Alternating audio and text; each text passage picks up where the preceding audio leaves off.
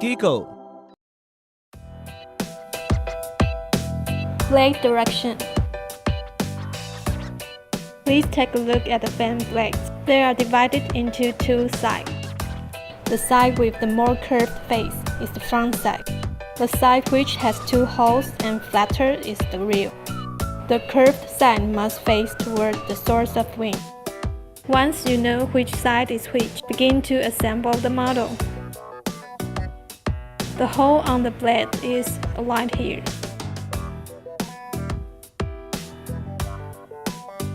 And because this is the wind turbine, when the blade spins, the light will come on.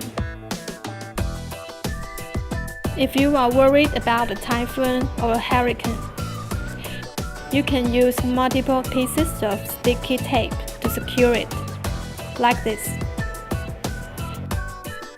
Now, try spinning it again.